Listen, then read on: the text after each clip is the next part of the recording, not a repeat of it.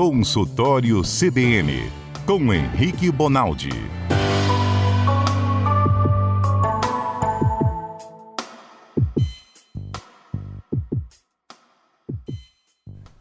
Doutor Henrique Bonaldi, sempre bem-vindo às terças-feiras, esse médico que explica tudo direitinho, com calma, paciência. Quer que eu fale o texto de sempre ou não, Adalberto? Vai, claro, Mário. Caso você esteja com uma dorzinha que você não sabe muito bem o que é, uma dor mais forte, um remédio que você esteja tomando não faz aquele efeito, um vizinho que você acha que não está passando bem, seja lá qual for sua dúvida em relação à saúde e funcionamento de um órgão, manda sua mensagem para o WhatsApp do CBN Cotidiano que o doutor Henrique Bonaldi há de responder.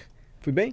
Bom, e aproveita então, porque terça-feira é dia do médico. Isso. A Patrícia Valim vai falar pra gente o nosso número do WhatsApp pro ouvinte mandar sua dúvida. 992-994297. Tudo bem, doutor Henrique? Ei, boa tarde, gente. Tudo bem? Como é que vocês estão? Nós estamos aqui. Vai, Mário, aquela positividade. Em cima do céu, Mário. embaixo da, E em com cima da saúde. terra, em cima da terra, embaixo do céu, nós estamos sempre bem.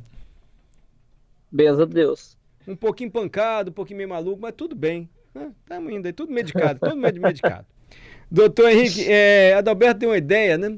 Que ele ouve muito falar, né, Adalberto, de falência múltipla dos órgãos. Isso. Essa foi a causa da morte do Cid Moreira? Isso, Mário. Na semana passada, aí, um fato que chamou a atenção, né, foi a morte do jornalista Cid Moreira.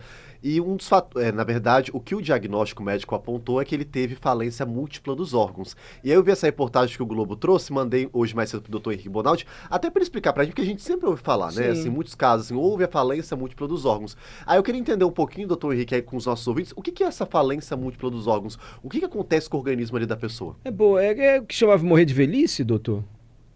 Não. Ô, Mário, na verdade, Adalberto, tudo bem? Primeiro, assim, tecnicamente falando, você não fala que o cara morreu de falência múltipla de órgãos, porque isso é uma obviedade, né?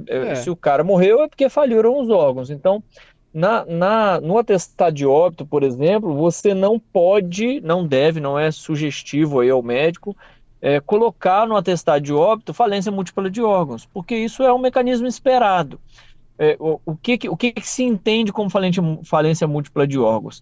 É quando mais de um motivo vai acarretando a ida do cara embora. Isso é muito comum, por exemplo, na UTI. Diferente de um cara que morre de acidente de trânsito, que ele morre pela pancada, ele morre por um sangramento maior do que deve, às vezes até dentro de cavidade abdominal, não dá nem para ver esse sangramento, mas esse sangramento existe. Na falência múltipla de órgãos, o cara vai dando sinais de que ele está parando de funcionar ao longo do tempo. Então essa seria a maior causa de óbito, por exemplo, dentro da UTI. Só que está vedado ao médico dar esse tipo de atestado, porque é o esperado, assim. Então, no atestado de óbito, você incide, você coloca o que gerou a falência múltipla. Vou dar um exemplo aqui para a gente entender. Henrique, 42 anos, teve dor no peito e infartou. Aí internou grave na UTI, porque estava grave, o coração não estava conseguindo bombear o sangue direito, esse sangue não foi ao rim, fez falência renal. Aí começou a diálise, ainda muito grave, de repente, junto disso, ele pegou uma pneumonia grave e o pulmão entrou em insuficiência respiratória. Aí já temos aí um coração ruim, um pulmão ruim e um rim ruim. Daqui a pouco, lá pelas tantas, o Henrique desorientou a ponto de ter precisado ser sedado e botado um tubo na garganta do cara. Nessa hora, falência neurológica, cognitiva. Então, esses decorrentes do infarto, eles são ignorados na hora do atestado de óbito, ou eles são compreendidos no atestado de óbito como causa imediata. E aí a falência múltipla mesmo, ela não entra, porque isso é um jeitão que a gente tem de falar assim, ó, foi inevitável, foi falindo uma coisa atrás da outra. O Mário tem razão quando a gente considera que é um pouco mais fácil isso em UTI, em indivíduos mais velhos, em indivíduos com mais comorbidade, mas não necessariamente com eles. Tem criança que morre por falência múltipla de órgãos também. Entendi. Doutor, uma pessoa muito velha, ela pode morrer sem pegar uma infecção, sem estar com nenhum vírus assim ou nenhuma bactéria, morrer porque gastou, assim, os órgãos foram parando porque gastou, não aguenta mais, de fraqueza, assim, ou isso não existe? Essa pergunta é fantástica e quem mexe com cuidado paliativo, pacientes mais crônicos, de vez em quando tem que acusar lá no atestado de óbito, que é uma causa que a gente chama de morte de causa indeterminada. Ou seja, você está vendo que o cara tem vários motivos para se desligar do mundo, mas você não consegue perceber naquele momento derradeiro ali qual foi o que levou ele. O que levou ele foi uma trombose, foi uma arritmia, o que levou ele foi uma infecção que estava no início eu não vi, e aí eu dou esse atestado com esse, tem esse CID lá, que me permite dizer, ó, diante dessa fragilidade aqui, já posso computar a morte a algo quase que natural. Isso é muito comum em idoso longevo, né? Em indivíduos com mais de 90, 100 anos, isso é muito comum em quem está em fim de vida. E você já determinou uma grande causa para fim de vida, ou um câncer, ou uma doença neurológica grave, ou um status de piora progressiva, como esse do Cid Moreira, e aí, por vezes, você não tem necessariamente que achar a causa. É claro que você sempre busca, mas isso que o Mário está falando pode acontecer. Ele desliga do mundo, assim, ó, ele vai se esvai. Eu chamo isso, Mário, no meu cotidiano, de chama da vela. A chama da vela ela vai se apagando. O delta, a energia que o cara tem, vital, ela vai se esvaindo. Não sei se os ouvintes com certeza tem alguém que já viu isso acontecer. Sim. O sujeito vai diminuindo tudo, ele diminui tamanho, ele diminui gordura, ele diminui músculo, ele diminui atividade mental, ele diminui o que ele fala, o que ele come, o que ele hidrata, ele diminui o quanto que ele mexe, o quanto que ele reage, ele diminui até a febre, o cara começa a ter, ao invés de ter 39 de febre nas pneumonias, ele começa a ter 36,9, então ele vai minguando até uma hora que ele desliga. Uhum. Se eu não me engano, a esposa do Cid Moreira, viúva, agora diz que ele faleceu com ela de mão dada com ele. Então, é possível isso, né, doutor? Até no hospital, os médicos que fazem esse trabalho, esse cuidado paliativo, que é o médico que cuida desse momento assim derradeiro, ele pode proporcionar isso aos parentes, né? Pode, deve, e é super interessante quando ele faz. Quando ele consegue mostrar que o cuidado paliativo é algo indicado para o paciente, o sentimento do paciente ele é diferente. Eu consigo Ai, que pena, falhou a internet? Deu uma perda de conexão aqui, vamos reconectar. disso. Então, Doutor, desculpe, falhou quando você falou eu consigo, aí falhou. eu consigo deixar esse indivíduo nessa reta final, Mário, sem grandes sintomas. Então, eu consigo controlar fome, sede, frio, angústia, falta de ar, dor. Eu deixo esse cara sem absolutamente nenhum desses sintomas. E mais do que isso, né, Mário? Eu sei que a dor pra gente que fica, ela é muito grande. Mas pro cara, você pensa você se despedindo, quem que você quer do seu lado? Eu quero minhas filhas, eu quero... nessa hora, ter essas pessoas do lado, para quem tá indo embora... É de uma importância ímpar. Alguns estudos mostram que isso acontece uma para cada 5.000 mortes. Então, esse prazer que ele teve dessa hora da despedida foi muito importante para ele, mas é muito doloroso para a família, claro. Agora, Carlos Alberto, nosso consultor para assuntos intelectuais, elaborou uma pergunta e quer fazê-la. Boa tarde, doutor. Tudo bem com o senhor? E Carlos Alberto, você tá bom? Cumprimentando o senhor, cumprimento todos os meus colegas e nossos ouvintes. Eu estava lendo um texto... debate agora? Nossa. É debate? Já acabou a eleição, Carlos Alberto. É debate, gente. É a minha formalidade. Meu Deus Formalidade. do céu. Agora E é a minha debate. pergunta vai pro Vai, candidato. Carlos, tem 1 minuto para réplica, pra pergunta. Doutor, eu estava lendo um texto da BBC News Brasil que fala da sepse, ou septicemia, que no Reino Unido ela mata mais do que o câncer de próstata, o câncer de intestino, o câncer de mama. No Brasil, ela mata 233 mil pessoas em UTIs. E de cada 10 brasileiros, 9 não sabem o que é isso. Eu queria que o senhor falasse para mim, explicasse o que é sepse ou septicemia e ela sempre acomete quando o paciente está na UTI? O Carlos Alberto, é um negócio super simples e super danoso mesmo, super perigoso. Septicemia nada mais é do que quando o bicho que te deu alguma infecção qualquer, o bicho que te deu pneumonia, o bicho que te deu infecção da unha, o bicho que te deu infecção na garganta, ele vira infecção no sangue. É só isso. Quando esse micro-organismo cai para dentro do sangue, a reação que você faz, ela não é mais local. Ela é uma reação sistêmica que a gente chama, o corpo inteiro reage a isso. Então sua pressão cai, sua frequência cardíaca aumenta, sua febre é maior, você fica completamente desnorteado, você fica anoréxico, então não dá vontade de comer, de beber, você fica extremamente enfraquecido. Então é como se fosse uma porrada do mesmíssimo germe que você estava tratando antes, que antes ele estava local. Daí essa doença, essa alteração ser mais comum na UTI. Porque o indivíduo que está na UTI, ele perde as barreiras de proteção para garantir que aquela infecção ficasse só no local onde estava. Então, tem um monte de gente agora, nesse momento, tratando amidalite em casa, tomando lá os amoxicilina da vida, tomando aquele trem o dia inteiro e nada acontece. O que aquele cara ainda tem, Carlos Alberto? Ele ainda tem barreira para segurar aquela doença na amígdala. O cara que está na UTI, ele perde essa barreira, porque o cara que entra na UTI, ele entra por fraqueza.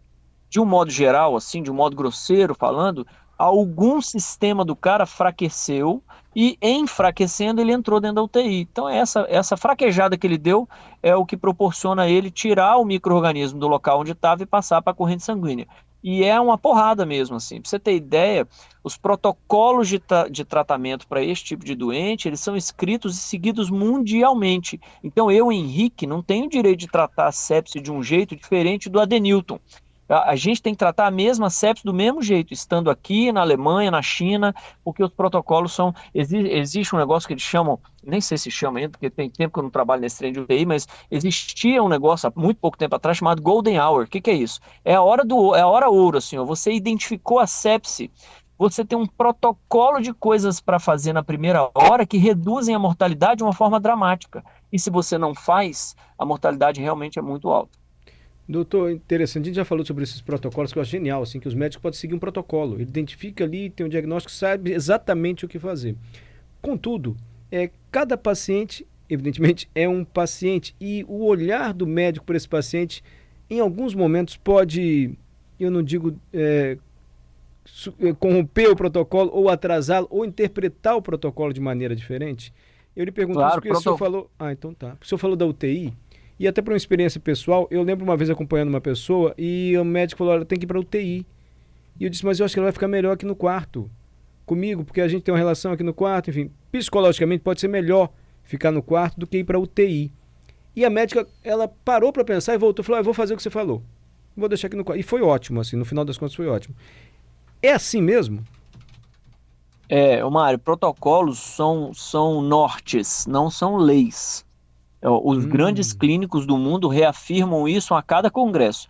Não existe você pegar um protocolo, fechar os seus olhos ao paciente e simplesmente, porque se fosse assim, a gente colocava um totem, que é muito mais barato e por vezes mais educado do que o médico também. Então, não ter o totem significa dizer que a gente ainda tem uma parte humana que é determinante para as condutas e diagnósticos. Então, o protocolo está lá para falar para você assim, cara, não bobeia nesse trem aqui, mas se porventura... Vou dar um exemplo simples da sepsemia, por exemplo, no Golden Hour. Tô lá diante de um cara que está no 6º, 7º ciclo de tentativa de antibiótico, já em cuidado paliativo, em cuidados de fim de vida super difíceis, que a família tem um sofrimento danado, o cara cheio de sintoma e ele precisa de uma porta para partir. Se eu ficar insistindo e fazer o antibiótico para esse cara, que às vezes a porta que ele está abrindo para o sossego dele, para o descanso dele, tamanho sofrimento, talvez não seja ideal, apesar de eu estar vendo que o diagnóstico é sepse, talvez não seja o ideal fazer todo o protocolo da Golden Hour, entende? Então, é a depender do indivíduo. Mas, ao mesmo tempo, o protocolo é muito importante, porque ele tira do médico aquela quase que uma arrogância de falar, o meu jeito é esse, eu tratei tantos pacientes. Isso não existe mais na medicina, moçada. Isso aí, hoje em dia está tudo tão bem escrito, com diretrizes para tantas coisas, que a diretriz é um norte que deve ser seguido. É claro que com o olhar humano para essas exceções, como o Mário disse. Perfeito. Ah, legal, bem legal. Vamos lá, pergunta do Guto Cowboy. Guto Cowboy pergunta o seguinte: doutor, todo infarto e AVC vem sempre acompanhado de pressão alta? Uma pessoa 100% saudável, isso pode acontecer também?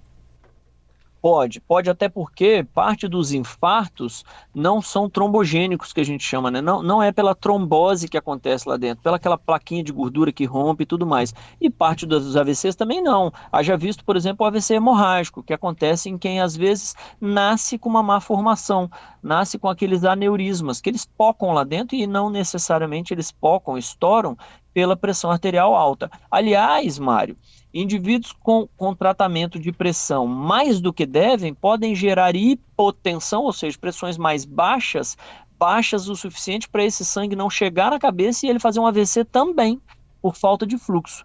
Então, nem todo AVC é decorrente da pressão alta, mas a maioria dos AVCs tem uma relação íntima com o descontrole da pressão. Isso também é uma verdade. Pergunta do Alexandre agora. Good Cowboy, respondido aí para você. Alexandre, boa tarde. Eu queria saber com o doutor se já existe cura para o câncer. Mas a indústria farmacêutica não deixa aparecer para poder vender remédio. Será, gente? Teríamos esse nível de crueldade no mundo? Não é possível, Alexandre. Não, E se não tem, um Mário, dia teremos a cura para o câncer? Pergunta do Alexandre, doutor.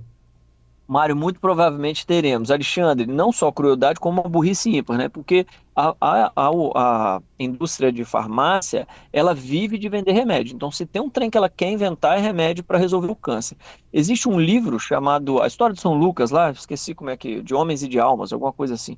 Ele relata a história da medicina ao longo do tempo e ele conta essa passagem que nós estamos vivendo agora, que é a expectativa do ser humano chegar a tal ponto que a gente está vendo aumentar o tanto de câncer. Porque câncer é uma doença de pessoas mais velhas, predominantemente. É claro que nem todo câncer é assim, tem câncer em criança, por exemplo, mas a maioria em gente mais velha. E aí, como a gente está chegando a 75, 80, 85 anos de sobrevida, está dando tempo dessas doenças surgirem e nós estamos aprendendo a cuidar da doença que mais mata no mundo, que é a cardiovascular. E aí o sujeito está vivendo mais tempo e saindo mais essa história de câncer. É claro que a indústria farmacêutica está virando os olhos dela, saindo ou pelo menos criando um olho a mais para dentro da indústria farmacêutica do câncer. Então, provavelmente, os próximos anos, alguns oncologistas que eu conheço dizem que por volta de 8, 10 anos a gente vai ter muita coisa boa para segurar, tratar, descobrir antes o câncer, prevenir. Então, a gente vai viver uma boa época disso ainda. Se Deus quiser. Sara traz um depoimento que vai ao encontro do que você disse em relação ao cuidado paliativo. Não é nenhuma pergunta, doutor, é um depoimento. Boa tarde, meus amores, diz a Sara. Poder segurar a mão do meu pai na despedida dentro da UTI com meus irmãos e minha mãe foi a melhor coisa que o cuidado paliativo fez por nós. Ele não viu, meu pai, diz a Sara, por conta da morfina, mas não faria nada diferente. Olha aí, como foi importante para a família, tá vendo, doutor? É super bonito. Eu sou suspeito a falar, me emociono. É massa. O doutor Henrique trabalha com isso. Você imagina como é delicado o trabalho do médico que lida com cuidados paliativos. Nós entrevistamos aqui, já disse mais de uma vez, a médica que escreveu o livro A Morte é um Dia que Vale a Pena Viver. Né? Ana Cláudia Quintana. Ana Cláudia. Isso, deu entrevista pra gente aqui, doutor, logo nas primeiras semanas do CBN Cotidiano. Adalto, doutor, existe sepse adquirida nos hospitais? Existe, isso é um tanto um mito, Mário. Vamos ver se dá tempo de eu explicar de uma forma 2 simples. minutos Assim, para ó. o doutor Henrique. Não entendi. 2 minutos para o senhor explicar. Não, vai dar tempo. É assim, ó. Todo mundo acha que o bicho tá lá na UTI, esperando você entrar para agarrar no C. Mas calma, moçada, não é assim. Por quê? Porque o cara que tá lá agora trabalhando, ele não pega a mesma infecção. Então, uma condição sine qua non para você ter infecção do germe que está na UTI é a sua imunidade estar baixa. E, Mário, grande parte dessas infecções é de um bicho que você já tinha. A sua imunidade abaixa tanto que é um bicho que você carregava no seu organismo por vezes por anos e você sempre se equilibrou com aquele bicho dentro de você, porque a gente tem uns bichos mesmo, é normal. Então, essa história de que, nossa, fui para UTI, lá só tem bicho. Calma, minha senhora, porque a técnica de enfermagem que agora está dando banho no cara que está infectado, ela não volta para casa infectada. Então, uma condição básica é a imunidade mais baixa. Respondendo, lá dentro da UTI tem os bichos mais ferozes mesmo, mas não tem problema desde que você tivesse a imunidade boa. E, infelizmente, quem entra na UTI está frágil e essa imunidade cai e o cara acaba pegando. E é isso um dos motivos, por exemplo, que ele não aguenta o tranco de tratar esse germe de uma forma fácil. É difícil até tratar, porque a imunidade dele está ruim. Perfeito. Doutor, muito obrigado, viu? Alexandre, a sua resposta excelente. Alessandra e Marinho, a pergunta de vocês fica para a semana que vem. Obrigado demais, doutor Henrique Bonaldi. Vão com Deus, gente. Boa semana a todos aí, bom descanso.